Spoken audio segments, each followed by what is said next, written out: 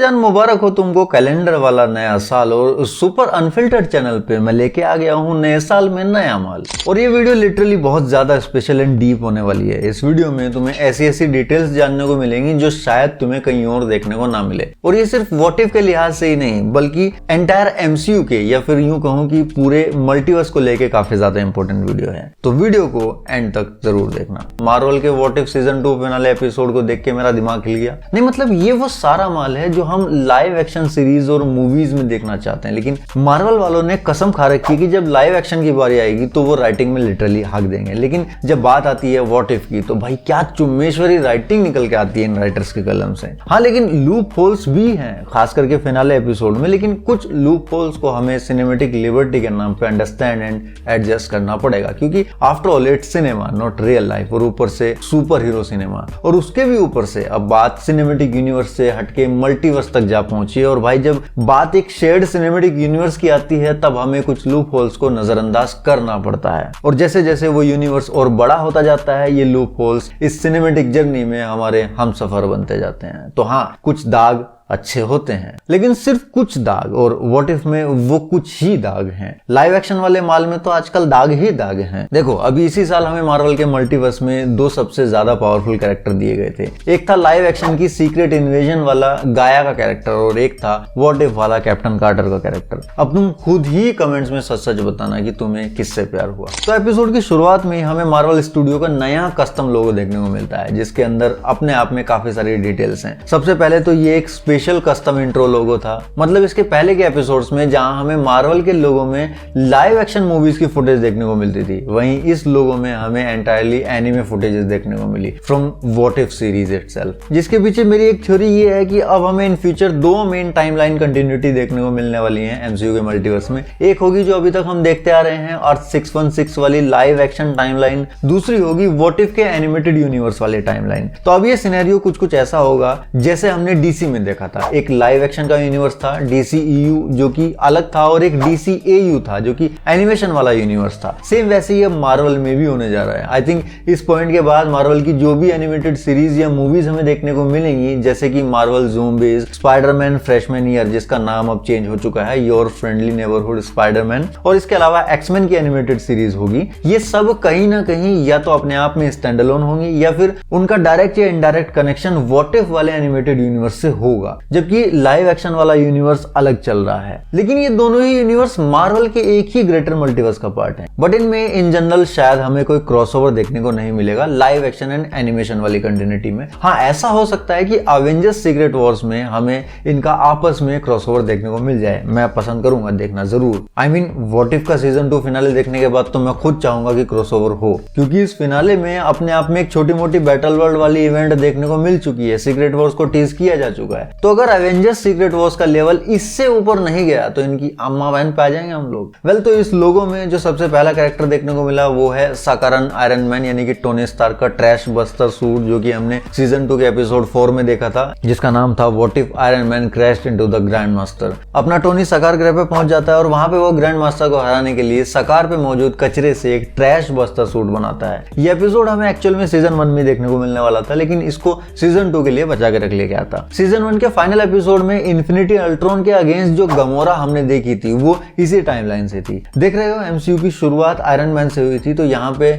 इस लोगो में भी सबसे पहले आयरन मैन को ही जगह दी गई है, एक ट्रिब्यूट के रूप में। इवन यहाँ पे मेंशन तक किया गया है आई एम आयरन मैन। फिर इसके बाद हमें देखने मिलता है हैप्पी होगन का पर्पल हल्क, यानी कि फ्रीक, जिसका नाम हैप्पी के नाम के एक काइंड ऑफ एंटोनिम ही है। ये कैरेक्टर है व्हाट इफ के सीजन 2 के एपिसोड 2 से, जिसका नाम था what if Happy Hogan saved Christmas. फिर हमें देखने को मिला Star Lord T'Challa from season 1 के episode 2 what if T'Challa become Star Lord से। नेक्स्ट कैरेक्टर है Bill Foster aka giant man from season 2 episode 2 what if Peter Quill attacked Earth's mightiest heroes. Kahhori के character को भी यहाँ पे जगह दी गई है from episode 6 what if Kahhori reshaped the world. और कहोरी की बैक स्टोरी मैं ऑलरेडी व्हाट इफ सीजन 2 के ट्रेलर ब्रेकडाउन में एक्सप्लेन कर चुका हूँ, वो वीडियो जरूर देखना, क्योंकि कहोरी वाकई एक सॉलिड कैरेक्टर है। वो एपिसोड मेरा पर्सनल फेवरेट है इस सीजन से। नेक्स्ट कैरेक्टर सरप्राइज था फ्रॉम व्हाट इफ सीजन 3 से, जो कि आगे हमें देखने को मिलेगा रेड गार्डियन का, जिसका अभी हमने व्हाट इफ सीजन 3 का टीजर भी देखा है। फिर हमने देखा अपने सोर्सरर अरमानी को, जिसका कैरेक्टर आर्क इस सीजन का एक तगड़ा सरप्राइज था मेरे लिए। एंड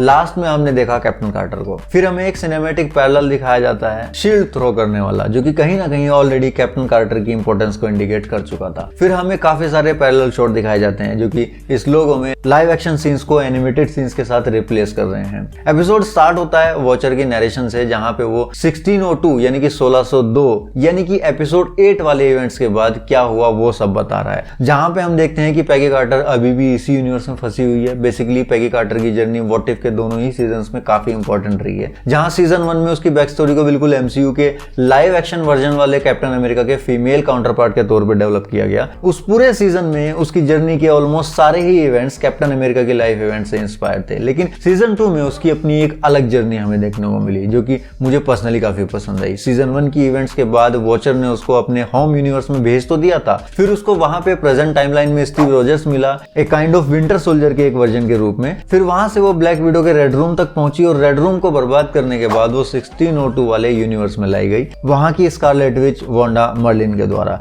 उनके यूनिवर्स के इंकर्जन को रोकने के लिए। और वो अभी भी यही है। यहाँ वॉचर सीजन 1 से कैप्टन कार्टर की बैक स्टोरी एक्सप्लेन करता है और यहीं पे हमें स्ट्रेंज सुप्रीम भी देखने को मिलता है, जिसकी बैक स्टोरी भी शॉर्ट में हमें दिखाई जाती है। यहाँ वॉचर कहता है कि पैगी ने अपनी लाइफ में स्टीव को खोया है और ये एक ऐसा लॉस है जो उसको कंज्यूम कर सकता था। एंड ये लिटरली एक तगड़ी फोरशैडोइंग थी, जो कि हमने आगे चल के स्ट्रेंज सुप्रीम के रूप में देखी, जब उसके अंधे प्यार ने ही उसको कंज्यूम कर लिया। ये भी एक ब्रिलियंट प्लॉट पॉइंट था, व्हाट अ ब्रिलियंट राइटिंग। इसलिए कैप्टन कार्टर और स्ट्रेंज सुप्रीम को एक दूसरे के अगेंस्ट खड़ा किया गया, उन दोनों के कैरेक्टर्स में मॉरल कॉन्ट्रास्ट दिखाने के लिए। तुम्हें क्या लगता है? मैं सिर्फ इस एपिसोड के एक्शन सीक्वेंसेस को देख के इंप्रेस हुआ हूँ। वैसे सीजन 3 में आई डोंट थिंक सो कि कैप्टन कार्टर मेन कैरेक्टर रहेगी। ये काइंड ऑफ उसकी स्पेशल जर्नी थी, एक मेमोरेबल कैरेक्टर हमें देने की, जो कि इन 2 सीजन्स के साथ पूरी हो चुकी है। लेकिन ऐसा नहीं है कि ये कैरेक्टर हमें आगे देखने को नहीं मिलेगा। जैसा कि मैंने कहा पहले भी कि मैं सीक्रेट वॉर्स में इसको फिर से देखना चाहता हूँ लाइव एक्शन अवतार में। फिर स्ट्रेंज सुप्रीम कैप्टन कार्टर को अपने नए सैंक्टम सैंक्टोरियम में ले जाता है, जिसको वो बोलता है सैंक्टम इन्फिनिटम, जो कि एक अलग पॉकेट डायमेंशन में एग्जिस्ट करता है। यहाँ पे स्ट्रेंज कार्टर को डिफरेंट सुपर विलेंस के बारे में बताता है, जो उसने डिफरेंट यूनिवर्सेस से इकट्ठा किए थे। लेकिन यहाँ पे एक छोटा सा झोल हुआ है। अगर ये इन्फिनिटी अल्ट्रॉन सेम वही है जो हमने सीजन 1 में देखा था और सारे इन्फिनिटी स्टोन्स इसी के पास हैं, तो फिर एपिसोड में आगे जब हम किलमॉन्गर को देखते हैं तो उसके पास इन्फिनिटी आर्मर कहां से आया? आई मीन सेम चीजें दोनों के पास कैसे हो सकती हैं? अब यहाँ पे 2 पॉसिबिलिटीज हैं। एक तो ये कि या तो ये वाला इन्फिनिटी अल्ट्रॉन वो वाला नहीं है जो हमने सीजन 1 के एंड में देखा था, ये कोई और मल्टीवर्सल वेरिएंट है उसका। या फिर एक दूसरी पॉसिबिलिटी ये है कि जब कैप्टन कार्टर ने इन सभी सुपर विलेंस को आजाद कर दिया था तो यहाँ पे ऑफ स्क्रीन इन्फिनिटी अल्ट्रॉन और किलमॉन्गर के बीच फाइट हुई होगी और उसमें किसी तरह से किलमॉन्गर जीत गया और उसने इन्फिनिटी आर्मर अपने कब्जे में कर लिया। या फिर ये एक सिंपल एनिमेशन एरर है। यहाँ पे ये सांता क्लॉज जैसा दिखने वाला कैरेक्टर जो है ये नॉर्म है फ्रॉम मार्वल कॉमिक्स। ये नमोर द सबमरीनर का एक विलन है और एक साइंटिस्ट है। फिर हमने देखा एक थैनोस, वो भी इन्फिनिटी गॉन्टलेट के साथ। यहाँ पे एक लोकी भी है, एक हेला भी है।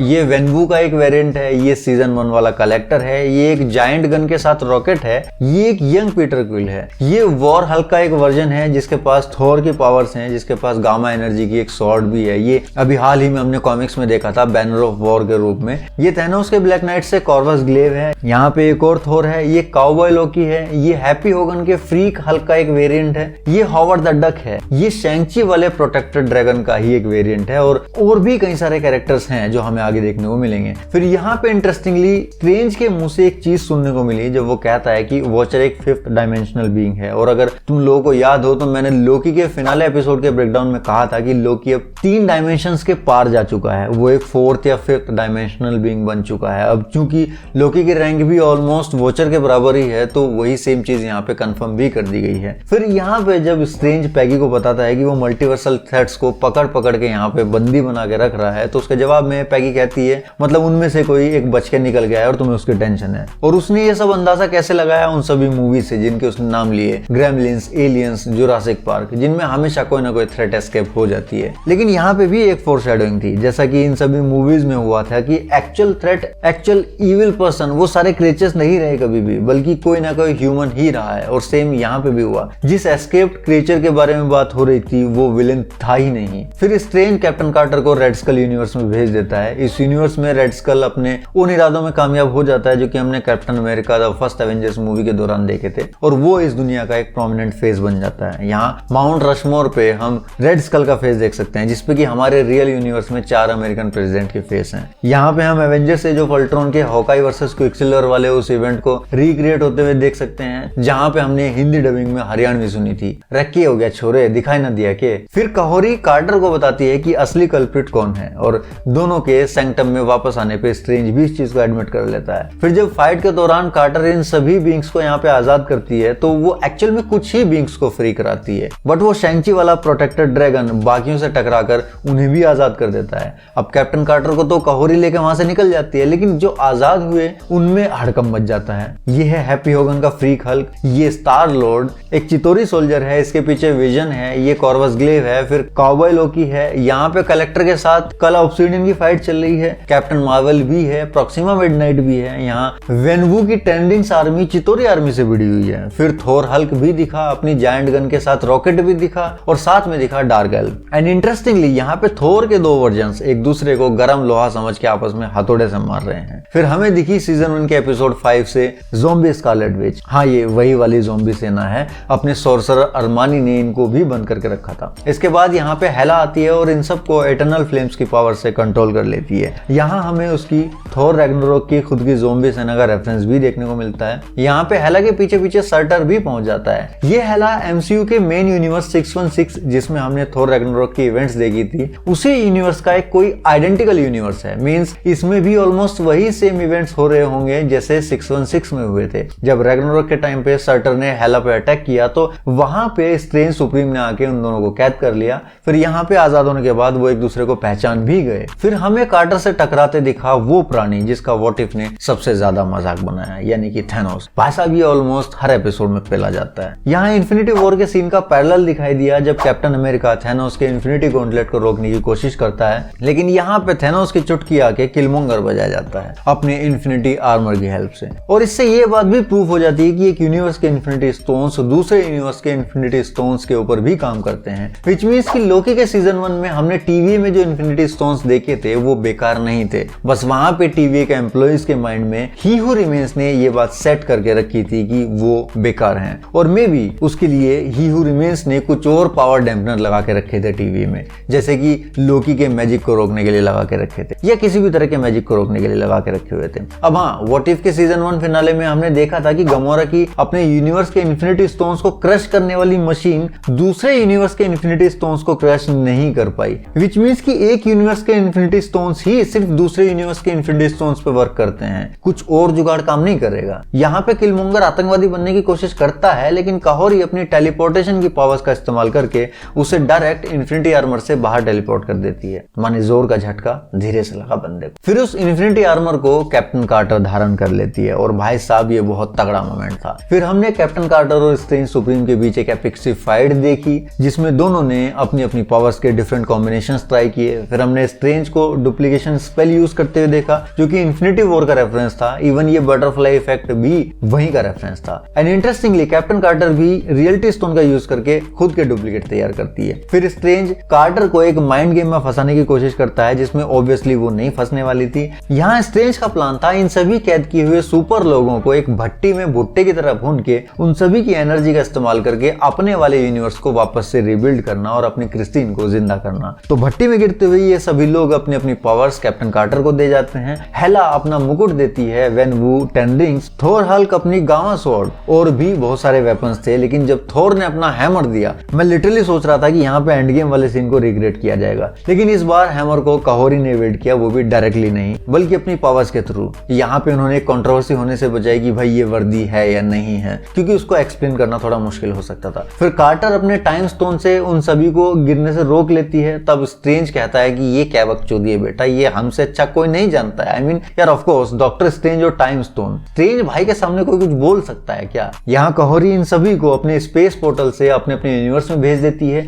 यानी कि इनके यूनिवर्स में डॉक्टर स्ट्रेंज सुप्रीम ने जो भी इंटरवीन किया था उसका इफेक्ट अब नहीं होगा, क्योंकि अब उन सभी थ्रेट्स को वैसे ही न्यूट्रल किया जाएगा वहां के हीरोज के द्वारा, जैसा कि एक्चुअल में किया जाना था स्ट्रेंज के इंटरवीन करने से पहले। माने उनकी टाइमलाइन में इवेंट्स ज्यादा कुछ चेंज नहीं हुए होंगे। फिर हमने देखा स्ट्रेंज सुप्रीम के ऊपर पर ईविल ड्रैगन को हावी होते हुए, और ये एक सिनेमैटिक पैरेलल था लॉर्ड ऑफ द रिंग्स का, क्योंकि उसके ड्रैगन को भी डॉक्टर स्ट्रेंज के एक्टर बेनेडिक्ट कम्बरबैच ने ही वॉइस दी थी। यहाँ हमने एक और कारनामा करते देखा कैप्टन कार्टर को। वो अपने बेयर हैंड से इन्फिनिटी स्टोन्स को एक साथ मुट्ठी में बांधती है और वो मुट्ठी स्ट्रेंज पे दे मारती है, जबकि इन इन्फिनिटी स्टोन्स को मस्ती बन के थ्रू इस्तेमाल करने पे टोनी बेचारे का तो स्वर्गवास हो गया था, लेकिन हल्क जैसे प्राणी के हाथ की भी बैंड बज गई थी। इवन थैनोस को भी मस्ती बन की जरूरत पड़ी थी इन्फिनिटी स्टोन्स को बिल्ड करने के लिए। उन्हीं सारे स्टोन्स को कैप्टन कार्टर एक साथ अपने बेयर हैंड से बिल्ड कर रही थी, जो कि ये शो करता है कि वो इस टाइम कितनी पावरफुल कैरेक्टर बन चुकी है। अब इसको चाहो तो कुछ भी थ्योरी बना के एक्सप्लेन किया जा सकता है, बट यहाँ पे ये दिखाने का एक ही रीजन था,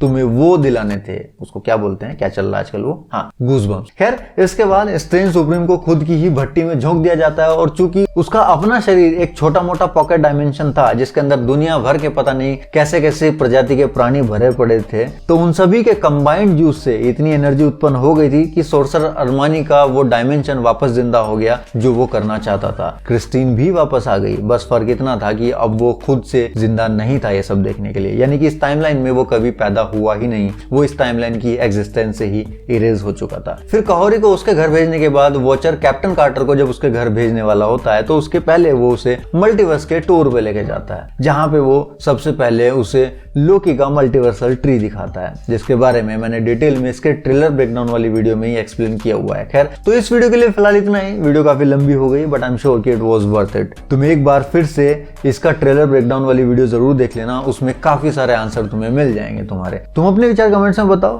तुम्हें व्हाट इफ का सीजन 2 कैसा लगा और मेरी ये वीडियो कैसी लगी, और हाँ, चैनल को सब्सक्राइब किए बिना मत जाना। हम मिलते हैं नेक्स्ट वीडियो में, तब तक के लिए सायोनारा।